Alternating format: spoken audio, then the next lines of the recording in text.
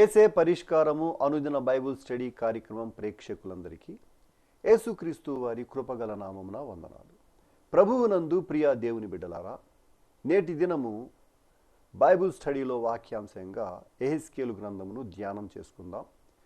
మీరందరూ బైబుల్తోనూ నోట్బుక్తోనూ సిద్ధపడి ఉంటే దైవజనులు కారుపాటి శ్యామ్సాగర్ గారు ప్రార్థన చేసి ఈ దినపు వాక్య పరిచర్య చేస్తారు. ప్రభువునందు ప్రియ దేవుని బిడ్డలారా, నేటి వాక్య ధ్యానము కొరకు ప్రార్థించుకుందాము. దయచేసి తలలు వంచండి, ప్రార్థనలో ఏకీభవించండి. మమ్ములను మిక్కిలిగా ప్రేమిస్తున్న మా ప్రియ పరలోకపు తండ్రి, మీ పరిశుద్ధ గణనామమునకు వందనములు, స్తోత్రములు.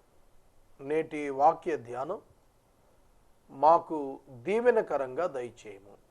ఈ రాత్రి ప్రత్యేకంగా భార్యాభర్తల మధ్య అపనమ్మకత్వము అను అంశంపై నేను ప్రార్థిస్తున్నాను ప్రభు.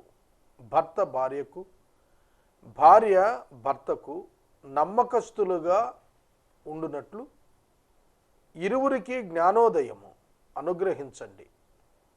ప్రతి భార్యాభర్త తమ వైవాహిక పరిశుద్ధతను, ఒప్పందమును మీ ఎదుట జాగ్రత్తగా కాపాడుకున్నటకు సహాయము చేయండి ప్రభు. భార్యాభర్తలు విడిపోవు పరిస్థితులు అనేక కుటుంబాల్లో కలుగుతూ ఉన్నాయి. సాతానుడు కలిగిస్తున్నాడు. వాటి బారిన పడిన భార్యాభర్తలను దర్శించుము. విశ్వాసులు ఇట్టి సమస్యల చేత బాధపడుతున్న కుటుంబాలుంటే అట్టి వారిని మీ వాక్యము చేత దర్శించాలని మీ సన్నిధిని ప్రార్థన చేస్తున్నాను. మీ కార్యము బలముగా జరిగించు, విడుదల దయచేయము. మీ చేతులకు ఇటువంటి కుటుంబాలన్నింటినీ అప్పగిస్తున్నాం, సహాయము చేయండి. ఈ రాత్రి వాక్య ధ్యానము మాకు దీవెనకరంగా ఇవ్వండి ప్రభు. యేసు నామమున వేడుతూ ఉన్నాము తండ్రి, ఆమెన్. ప్రభువునందు ప్రియ దేవుని బిడ్డలారా, నేటి వాక్య ధ్యానం కొరకు యెహెజ్కేలు గ్రంథము 9వ అధ్యాయం మీ ఎదుట ఉంచుకోనండి. ఈ అధ్యాయం 11 వచనాలు మాత్రమే ఉన్నాయి. దీని యందు స్లాటర్ ఆఫ్ సిన్నర్స్, పాపములో కొనసాగుతున్న వారి యొక్క వధ దీనిలో చెప్పబడింది. వధ, స్లాటర్. స్లాటర్ అంటే వధ. వధ అంటే నరకటం, చంపేయటం, నశింపచేయటం. చూడండి, ఈ మాటలు జాగ్రత్తగా వినండి. బైబిల్ గ్రంథంలో దేవుణ్ణి తిరస్కరించిన వారు, పాపమును ప్రేమించి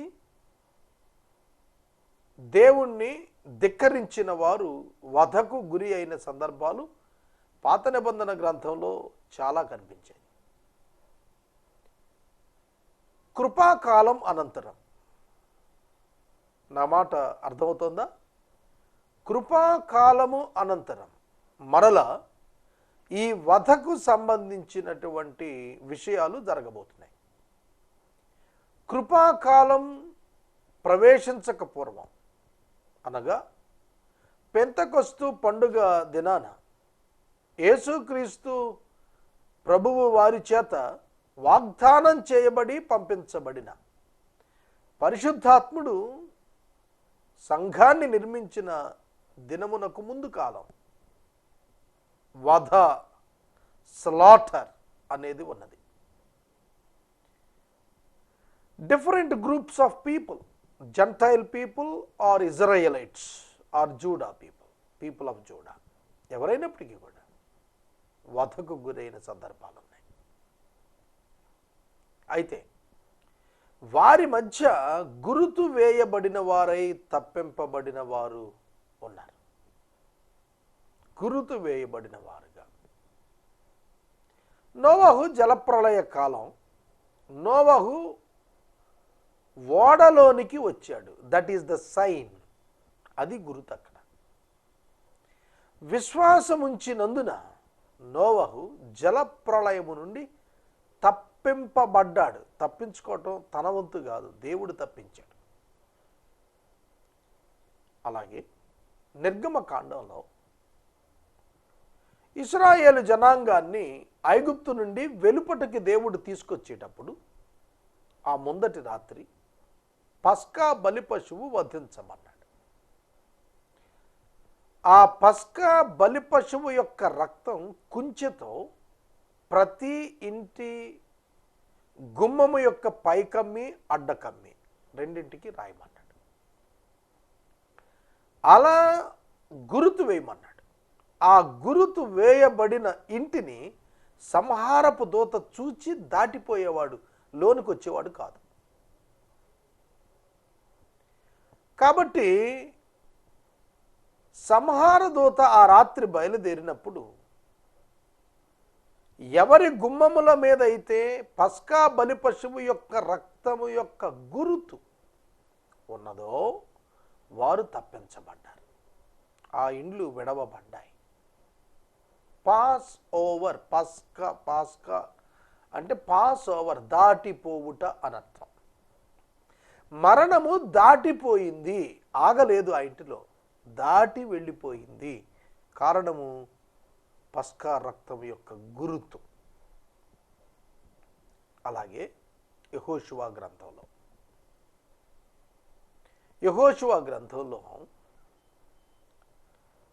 యెరికో యొక్క కోట గోడలు పైన రాహాబను వేశ్య యొక్క ఇల్లు ఉంది. వేగు చుట్టానికి వెళ్ళారు. ఇజ్రాయేలు గోత్రాల పెద్దలను పంపాడు. వేగువారు వెళ్ళారు. వెళ్ళినప్పుడు రాజుకు సమాచారం వచ్చేసింది, వేగువారు వచ్చారు పట్టుకోమని. వేశ్య గనక రాహాబు ఇంటికి వెళ్ళారు అనేది సమాచారం వచ్చింది. అక్కడ రాహాబు వారితో చెప్పిన మాట, అయ్యలారా, దేవుడు ఈ పట్టణాన్ని మీకు ఇచ్చేస్తాడని మాకు తెలుసు, మీరు అందరిని చంపేస్తారని తెలుసు. ఆ దినాన నా ఇంటి వారు తప్పించబడేటట్టుగా నాకు సహాయం చేయమంది. దేవుడు ఒక గురుతుగా తొగరు దారాన్ని ఆ కిటికీకి కట్టమన్నాడు. ఆ దూతలు ఆమెతో చెప్పిన మాట, తొగరు దారం అంటే రెడ్ థ్రెడ్. తొగరు దారం అంటే రెడ్ థ్రెడ్, రక్తం రంగు అన్నమాట, ఎరుపండి. ఆ ఎర్రదారం ఆ యొక్క రాహాబు అని వేసే యొక్క కిటికీకి కట్టుంటే సైన్ అన్నమాట. ఎవరు ఇంటి కిటికీ మీద అయితే ఈ తొగరు దారం కట్టుందో ఆ ఇల్లు వదిలిపెట్టి మిగతా వాళ్ళని చంపేయమని అర్థం. కనుక గురుతును గురించి 9వ అధ్యాయంలో మాట్లాడుతున్నాడు.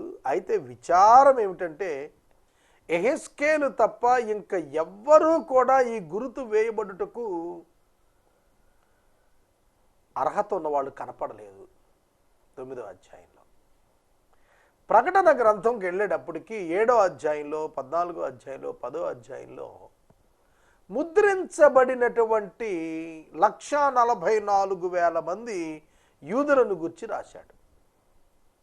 గాదు గోత్రం తప్ప మిగతావన్నీ కూడా 12 గోత్రాలు, 12 1,40,000 గుర్తు వేయబడిన వారు. అంటే దేవర్ identified,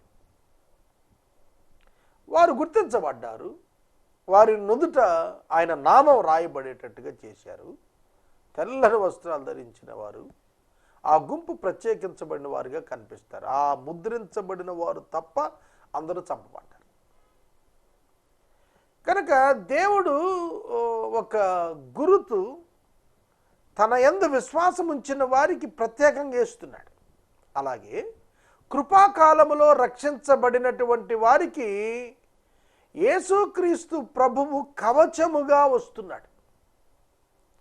covered by the blood of Jesus Christ. కృప అంటే ఏమిటంటే covered by the blood of redemption power, విమోచన శక్తి కలిగిన క్రీస్తు రక్తము చేత కప్పబడినటువంటి వారుగా సంఘం ఉంటున్నారు. Covered by the blood of Jesus Christ. అది మన గుర్తు. కనుక మనం రక్షించబడ్డాం అన్నప్పుడు we are covered by Jesus Christ. యేసుక్రీస్తు చేత కప్పబడ్డాం మనం. క్రీస్తు నందున్నవాడు అన్నారు మనలను. క్రీస్తు యేసు నందున్నవానికి ఏ శిక్షా విధి లేదంటే నందున్నవాడు అంటే inside the Jesus. We are covered by the grace of Jesus. కృప చేత మనలను కప్పాడు. అది మన గుర్తు. అందుకే మనం వధకు వెళ్లకుండా తప్పించబడుతూ ఉన్నామన్నమాట. తర్వాత ఇంకా మనం వాక్యంలో ఈ విషయాలను చూస్తున్నప్పుడు గురుతు వేయమనేటువంటి ఒక ప్రత్యేక సందేశం నార వస్త్రములు ధరించిన ఒక మనుషునికి అప్పగించాడు దేవుడు. 7 పరలోకం నుండి బయలుదేరి వస్తున్నారు. ఆ 7లో 6 మనుషులుగా చెప్పబడ్డారు, కెరూబులుగా చెప్పబడ్డారు. మరొకడు మనుషునిగా చెప్పబడ్డాడు, నారవస్త్రం ధరించినట్లుగా చెప్పబడ్డాడు. అంటే 7 men army from heaven to earth to destroy the unbelievers. యేసును దేవుని అంగీకరించని వారిని, దేవుని నిబంధనకు వ్యతిరేకంగా ఉన్న వారిని వధించుటకు బయలుదేరినటువంటి ఒక ప్రత్యేకమైనటువంటి గుంపు అన్నమాట. ఈ 7 యొక్క గుంపు super natural army of God. Physical army ఏమిటి? బబులోనీయులు. బబులోనీయులు అప్పటికే బబులోను చుట్టూ, యెరూషలేము చుట్టూతా ముట్టడి వేసి దండ్లు కట్టి రెడీగా ఉన్నారు. వాళ్ళ చేత కాదు, నిజమైనటువంటి వధ జరుగుతోంది దేవుడు పంపించిన దూతల చేత. Supernatural help to Babylonian armies in destructing the people Judah, disobedient people of Judah. అవిధేయులైన యూదా జనాంగాన్ని చంపటానికి బబులోను సైన్యాలకు అద్భుతమైనటువంటి సహాయాన్ని అందించినది దేవుని నుండి బయలుదేరి వచ్చినటువంటి ఆ హెవెన్లీ ఆర్మీస్. ఆ దర్శనం 5th విజన్గా చెప్పబడింది. ఈ దర్శనం చూస్తున్నాడు యెహెజ్కేలు. ఈ కృపాకాలంలో దొరికినటువంటి కృప ఏమిటంటే, పాపం చేసిన వాడికి ఇమ్మీడియట్గా శిక్ష రాదు. రోమాపత్రిక 5వ అధ్యాయం చివరి వచనంలో అంటాడు, పాపము ఎంత విస్తరించిందో కృప మరి అధికముగా అపరిమితముగా అక్కడ విస్తరించింది అన్నాడు. కనుక చాలామంది విపరీతమైన పాపంలో ఉంటున్నారు, కానీ వారికి ఏ శిక్ష రావటం లేదు. 73వ సంకీర్తనలో ఆసాపు పరిశీలనలో దుర్మార్గులు వర్ధిల్లుతున్నట్టుగా కనిపిస్తున్నారు ఏమిటి అన్నట్టుగానే నేటి పరిస్థితులు కూడా ఉన్నాయి. కానీ వారి అంతం వచ్చే ఉన్నది, వారు అంచున ఉన్నారు, అది వారు ఎరగరు. కనుక దేవుని తిరస్కరించిన ప్రజలకు కలుగు శిక్ష అర్థం చేసుకోవటానికి ఈ యొక్క అధ్యాయం మనకు హెల్ప్ఫుల్గా ఉంటుంది, సహాయకారిగా ఉంటుంది. ఇక మొదటి వచనం నుండి నేను చదువుతూ ఇంకొంచెం లోతుగా ఈ భావన వర్ణిస్తాను, చూడండి. మరియు ఎండ్ అనే వచనంతో ఈ మాట ప్రారంభమైంది. మరియు అంటే 7-8 అధ్యాయాల్లో యూదుల యొక్క పాపాలు చెప్పబడిన తరువాత మరియు 7-8 అధ్యాయంలో దేవుడు మాట్లాడుతూ వచ్చాడు. 9వ అధ్యాయం ప్రారంభంలో మరియు మాట్లాడుతున్నాడు. మరియు మాట్లాడుటలో విశేషం ఏమిటంటే గట్టిగా మాట్లాడుతున్నాడు. రైట్? మరలా అర్థం చేసుకోండి. 7-8 అధ్యాయాల్లో మామూలుగా మాట్లాడాడు. 9వ అధ్యాయం దగ్గరికి వచ్చేటప్పటికి నేను చెవులారా వినున్నట్లు ఆయన గట్టిగా ఈ మాటలు ప్రకటించెను. అండర్లైన్ చేయండి, గట్టిగా. ఎస్, ఎందుకు గట్టిగా ప్రకటించాడు? God shows his character. ఆయన గట్టిగా ప్రకటిస్తున్నాడు. ఆయన ప్రకటిస్తున్న మాటలు ఆయన గుణమును సూచిస్తున్నాయి ప్రతి సందర్భంలో. ఇది మనం గుర్తెరగాలి. ఎందుకు గట్టిగా ప్రకటిస్తున్నాడు అనగా అవిసెనార బట్ట ధరించిన ఒకడు సిరాబుడ్డి నడుమును కట్టుకున్న వానికి ఈ మిషన్ అప్పగించాడు. ఏమిటంటే, నీవు ముద్రించుకొందరని. ఎవరైతే విధేయతగున్నారో వారిని ముద్రించు, వారిని విడిచిపెట్టి మిగతా వాళ్ళని ఈ 6 చంపుకుంటూ వచ్చేస్తారు. అది అక్కడ సందర్భం. అందుకనే గట్టిగా ప్రకటించాడు దేవుడు. యెహెజ్కేలు వినున్నట్లు గట్టిగా మాట్లాడెను.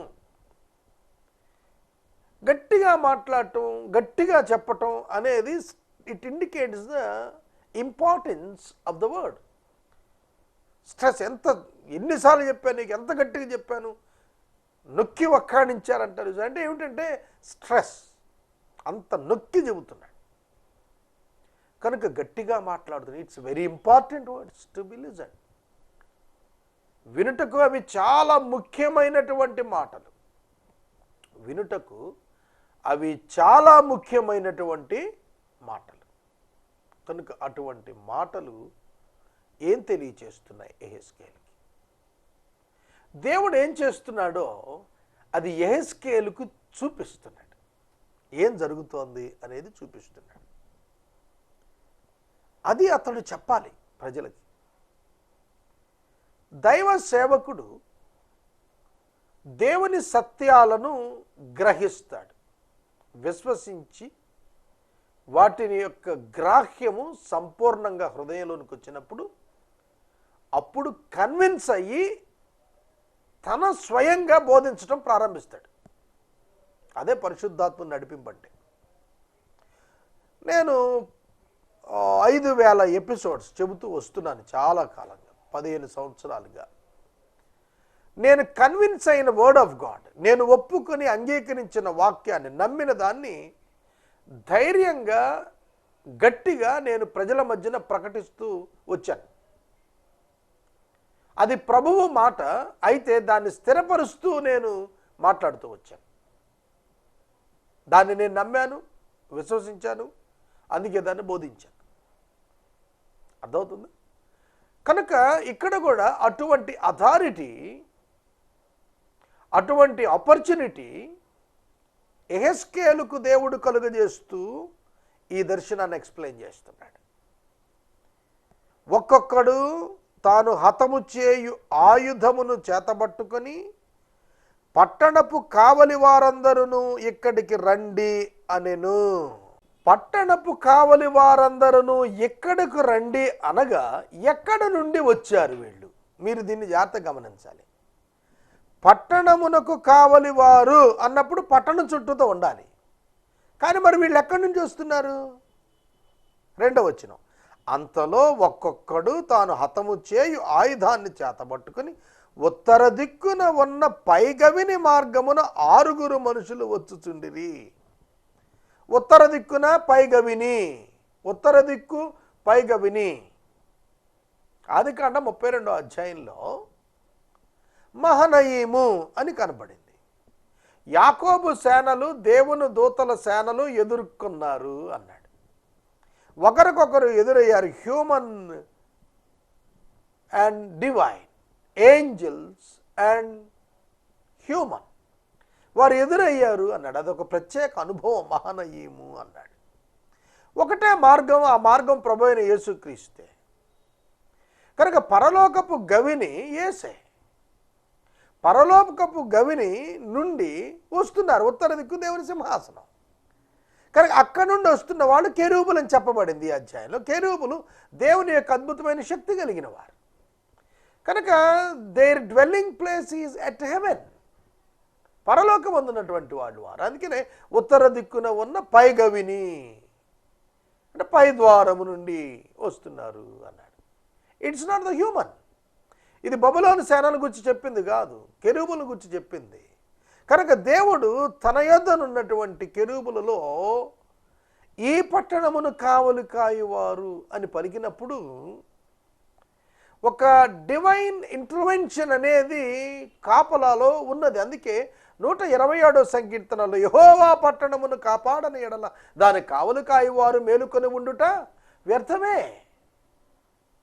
యెహోవా ఇల్లు కట్టించని ఎడల దాని కట్టువారి ప్రయాసం వ్యర్థమే అన్నప్పుడు దేవుని యొక్క అద్భుతమైన శక్తి చేత యెరూషలేము కాపాడబడుతోంది. దాన్ని కావలి కాసేవారు ఆయన యొక్క దూతలే. కనుక ప్రభువు యొక్క బిడ్డల చుట్టూ ఆయన దూతలు కావలి ఉండి రక్షిస్తారు అని రాశాడు. దేవదూతలు నిన్ను తమ చేతుల మీద ఎత్తి పట్టుకుంటారని అన్నాడు. కాబట్టి గాడ్ అరేంజ్డ్ కెరూబియమ్స్, కెరూబులను ఈ పట్టణం కోసం నిర్మించింది. ఆ కాపాడే కావలి వారే ఆయుధదారులుగా రాబోతున్నారు. అంటే గాడ్ హిమ్సెల్ఫ్, దేవుడే, ఆయనే స్వయంగా ప్రణాళిక చేశాడు దీని నాశనానికి. బబులోనీయులు యాంత్రికంగా చూపించబడుతున్నారు అంతే. అక్కడ వాస్తవంగా దేవుని ఉగ్రత రాబట్టి బబులోనీయులు ఆక్యుపై చేయగలిగారు తప్ప, యెరూషలేమును జయించగలిగారు తప్ప, లేకపోతే యెరూషలేమును టచ్ చేయటానికి కూడా సరిపోదు మానవ బలాలు. కనుక దేవుడు రప్పిస్తున్నాడు. వచ్చారు వాళ్ళు, వారి చేతిలో ఆయుధములు పట్టుకున్నారు. వారి మధ్యలో ఒకడు, 6 వచ్చారు, వారి మధ్యలో ఒకడు, 7వ వాడు నారబట్ట ధరించుకొని నడుమునకు లేఖకని సిరాబుడ్డు కట్టుకుని ఉన్నాడు. ఇక్కడ మనం చూసినట్లయితే 6 మనుషులు వచ్చుచుండిరి అని ఉంది. కెరూబులను ఇక్కడ మనుషులు అన్నాడు, ఇతన్ని కూడా మనుషుడు అన్నాడు. 7 కెరూబులే,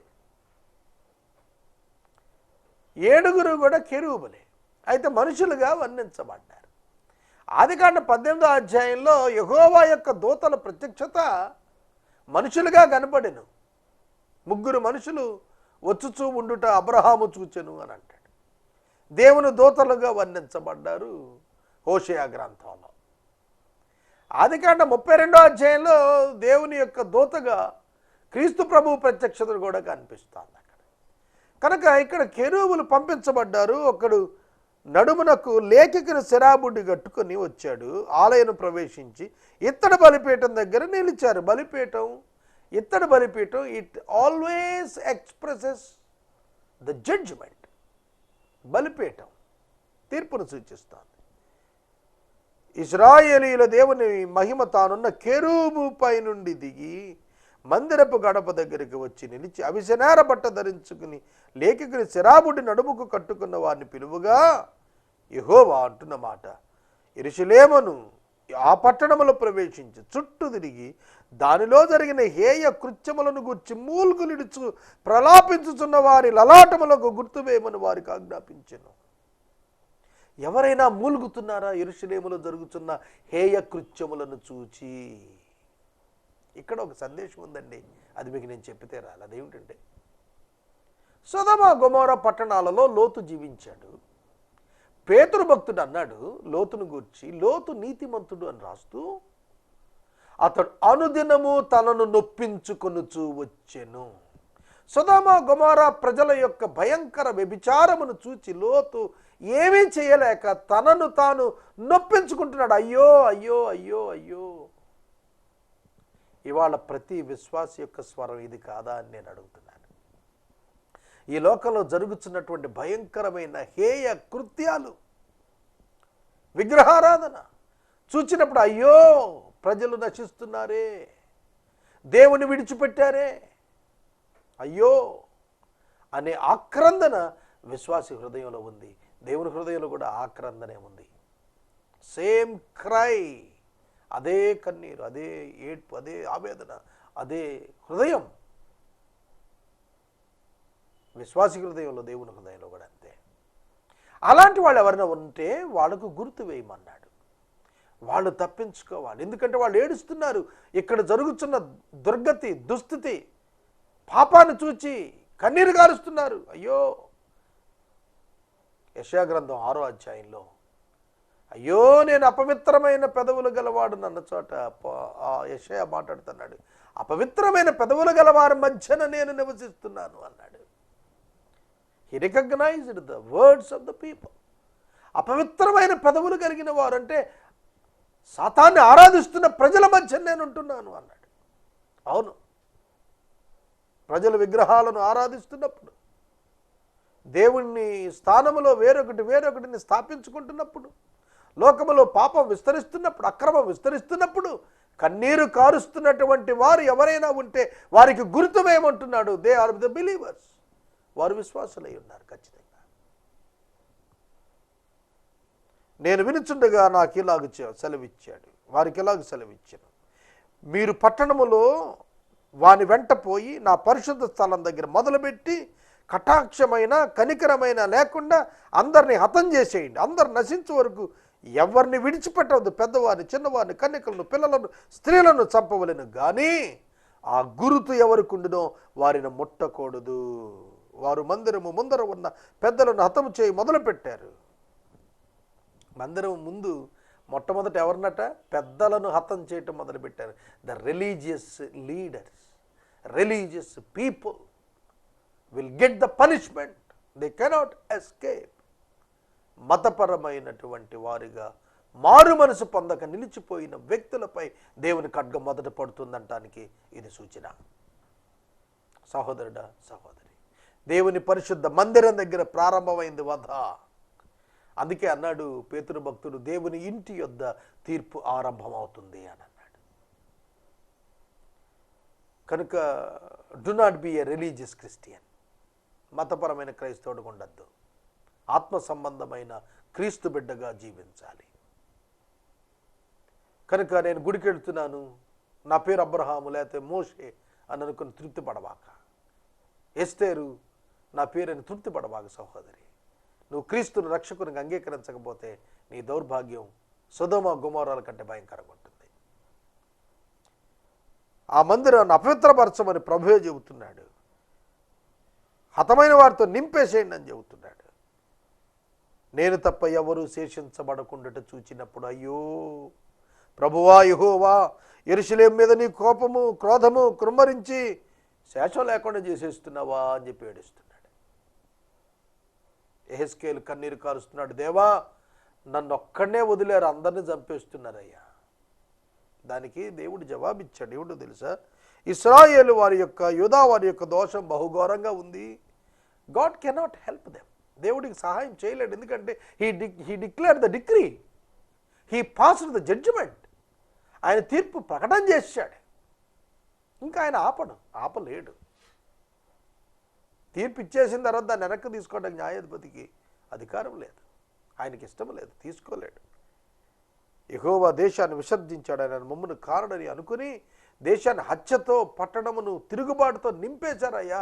కాబట్టి కటాక్షముంచగా కనికరము చూపక వారి ప్రవర్తన ఫలం నేను అనుభవింపజేస్తున్నాను. అవిసనారు ధరించుకున్నటువంటి లేఖికుని శరాబుడ్డి కలిగిన వాడు వచ్చి, దేవా నువ్వు చెప్పింది మేము చేసేసామని చెప్పాడు. ఏం జరిగింది? యెహోవా యొక్క మందిరము యెహోవా విడిచి ఉన్నాడు, ప్రజలను విడిచి ఉన్నాడు.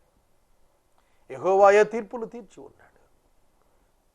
దేవుడే తన అద్భుత శక్తి చేత తిరుగుబాటుదారులను, నీతిమంతులను హత్య చేసినటువంటి వారిని సంహరించి ఉన్నాడు.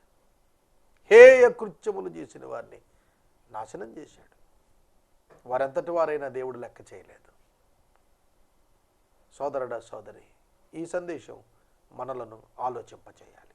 ప్రార్థన చేసుకుందాం. మనము ఇంతవరకు దైవజనులు కారుపాటి శ్యామ్సాగర్ గారి ద్వారా యెహెజ్కేలు గ్రంథమును ధ్యానం చేసుకున్నాము.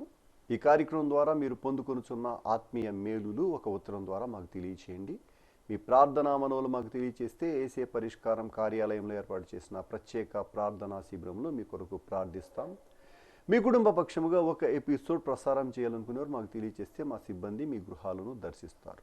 ముగింపు ప్రార్థన ఆశీర్వాదాలతో ఈ కార్యక్రమాన్ని ముగించుకుందాం. ప్రార్థించుదాం. ఎపిసోడ్ సహకారులు కావాలి. దయచేసి ప్రభు సన్నిధిని విజ్ఞాపన చేయండి. ప్రార్థన. మమ్మల్ని మిక్కిలిగా ప్రేమిస్తున్న మా ప్రియ ప్రభువా, మీకు వందనములు, స్తోత్రములు. వాక్యము ద్వారా మాతో మాట్లాడారు.